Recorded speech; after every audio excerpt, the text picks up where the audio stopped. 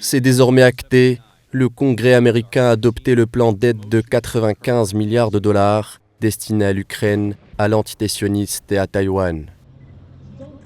Le plan était attendu depuis longtemps, distribué sur les 3 fronts principaux de l'Occident, 61 milliards pour l'Ukraine, 13 milliards seront destinés à l'entité sioniste et 8 milliards à Taïwan.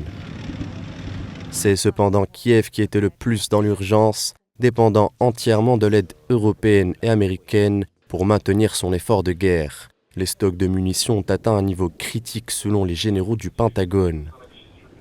Pour le président Joe Biden, c'est un rendez-vous avec l'histoire et une aide qu'il a qualifiée de cruciale.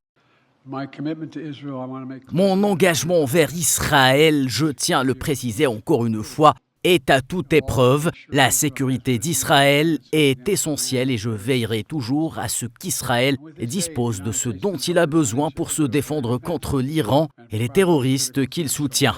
Selon plusieurs observateurs, une défaite sur l'un des 3 fronts serait fatale pour l'hégémonie occidentale sur les affaires internationales. Nous nous trouvons à un point d'inflexion de l'histoire. La démocratie occidentale est peut-être confrontée à sa plus grande épreuve depuis la fin de la guerre froide. Les conflits auxquels nous assistons actuellement en Europe et au Moyen-Orient, ainsi que les tensions dans la région Indo-Pacifique contribueront largement à façonner l'équilibre des pouvoirs entre démocratie et autocratie dans les décennies à venir. Et les conséquences pour la sécurité à long terme de l'Amérique seront profondes.